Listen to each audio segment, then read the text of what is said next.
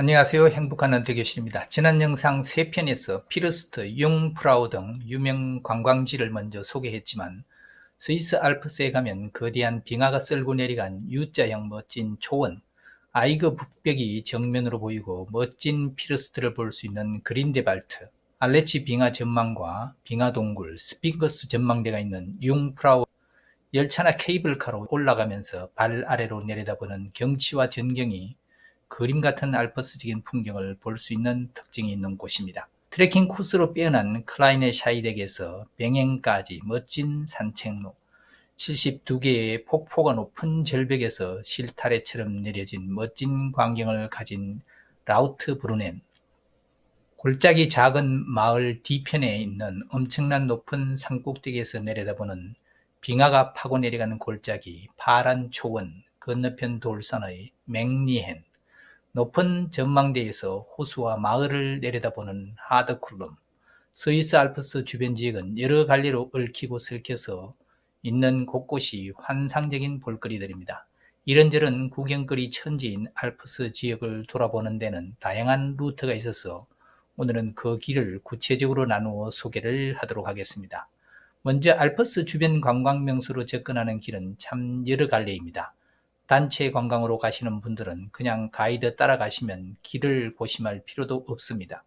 그러나 자유여행을 하시는 분들은 특히 열차를 이용해서 알프스에 접근하시는 분들에게는 길을 자세히 아는 것이 유용한 팁이 될 수도 있습니다. 스위스를 접근하는 방식은 대체로 두 가지입니다. 단기간에 스위스 알프스 한 곳을 목적으로 가시는 분들은 스위스 패스로 접근하시면 되고, 서유럽을 여행하다 스위스로 알프스를 연결하시는 분들은 유레일 패스로 유럽 다른 지역을 둘러보시고 스위스로 넘어갑니다.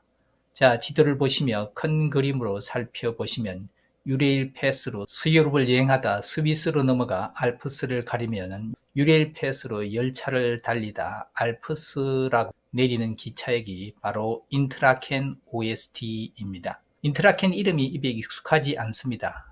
아무튼 꿈에 그리고 영화나 드라마에서 보던 거대한 설산, 또 파란 그림 같은 초원이 있는 알프스의 정문이자 한 집으로 말하면 대문이 되는 인트라켄입니다.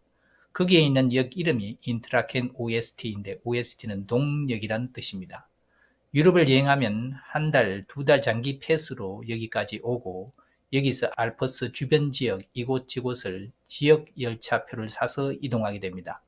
열차표를 사서 다시 원하는 지역으로 가는데 가장 핵심 관광지인 피르스트와 융프라우를 염두에 두고 가는 곳이 그게 그린데발트와 라우트 브루넨 지역입니다. 우리는 런던, 파리, 밀라노를 거쳐서 스위스 베른, 루체른을 통과하고 알프스 발밑이라 할 수 있는 알프스 지역 큰 대문 같은 도시 인트라켄 OST에 도착했습니다. 유리엘 패스는 여기까지고 여기서 우리는 6일짜리 융프라우 지역 VIP 패스를 샀습니다. 그 패스로 오른쪽으로 가면 라우트 브루넨이고 왼쪽으로 가면 그린데발트인데 우리는 그린데발트에 숙소를 잡아서 그 패스로 숙소까지 갔습니다. 그런데 이 VIP 패스는 열차뿐만 아니라 숙소에 머물며 이곳저곳 관광을 하게 되는데 알프스는 산악지역이라 온통 케이블카 아니면 산악열차를 이용해서 이곳저곳을 돌아보게 됩니다. 그래서 매번 코스마다 표를 사는 것보다 며칠 정해진 패스로 지역 거리 상관없이 열차든 케이블카든 편하게, 그것도 여러 번 원하는 곳으로 이동하며 둘러보기 아주 편안해서 우리는 6일짜리 패스를 샀습니다. 지역 열차표와 케이블카 이용 패스는 당일 머물고 한두 곳 보고 갈 분들은 모르지만 3일 이상 머물며 알프스 주변 지역을 돌아보고 싶으신 분들은 융프라우 지역 VIP 패스를 구매해서 사용하시면 인트라켄 OST역에서 주변으로 이동하는 지역 열차, 그리고 주변 숙소에서 유명 관광지, 즉 피르스트, 융프라우 지역에 오르는 다양한 케이블카, 그 패스 하나로 다 이용할 수가 있습니다.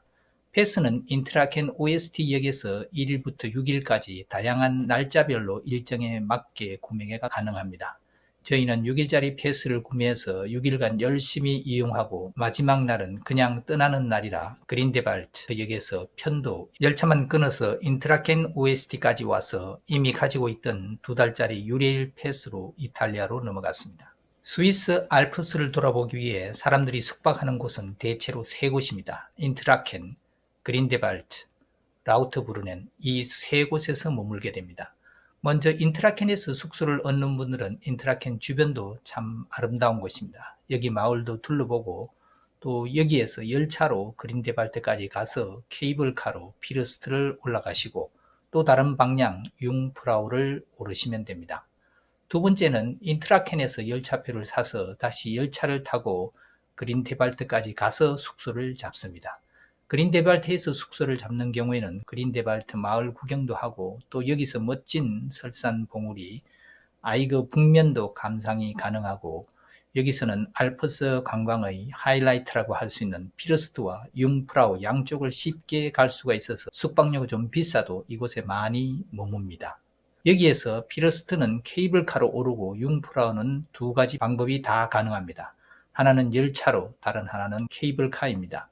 열차로 오르면 지난번 영상 클라이네 샤이덱역에서 산악열차로 갈아타고 융프라우까지 가시면 되고, 케이블카로는 그린데발트에서 한 역을 거꾸로 내려가시면은 그린데발트 터미널역이 나오는데 거기에서 케이블카를 타고 아이그 글레츠역까지 가서 산악열차로 갈아타시면은 융프라우를 가실 수가 있습니다. 다만 융프라우 지역 VIP 패스로 이 구간을 케이블카로 이동하신다면, 즉 그린데발트 터미널에서 아이그 글레츠역까지 케이블카를 올라가거나 내려올 때 단 한 번만 이용이 가능합니다. 다른 지역 케이블카는 제한 없이 아주 여러 번 사용이 가능하나 이곳은 편도 한 번만입니다. 우리는 올라갈 때 사용했습니다. 케이블카로 가면 열차보다 30분 단축해서 1시간 30분이면 올라갑니다. 열차로는 2시간 걸립니다. 다시 한번 강조합니다. 다른 지역은 여러 번 무한 반복해도 되는데 이 구간만 케이블카는 올라갈 때 사용하든 내려올 때 사용하든 한 번만 사용하도록 제한이 있으니 착오 없으시기 바랍니다. 올라갈 때 사용하시면 조금 빨리 올라가서 융프라우 지역 설산 구경을 많은 사람들이 붐비지 않을 때 돌아볼 수 있습니다. 융프라우 지역은 전망대나 빙하 동굴도 지역이 좁아서 좀 붐비는 곳이라 가능한 빨리 올라가 보시면, 또 케이블카로 올라가며 발 아래 내려다보는 산악 지역의 초원, 그리고 좀 더 올라가면 보이는 설산 등 경치를 돌아보는 것도 정말 멋있고, 내려올 때는 열차로 천천히 내려오며 또 열차에서 보는 알프스 경치도 정말 아름답습니다. 알프스는 단기로 가시는 분들은 핵심 관광지 피르스트, 융프라우 등 두세 곳을 급하게 둘러보지만, 좀 길게 머무는 분들은 주변 작은 마을들, 또 피르스트나 융프라우에서 격가지로 뻗어나온 예쁜 멋진 산맥들에 붙어있는 초원들, 그곳에 기대어 사는 작은 예쁜 마을들을 이 패스로 열차도 타고 케이블카도 타고 몇 번이고 마음껏 알프스를 누빌 수가 있습니다.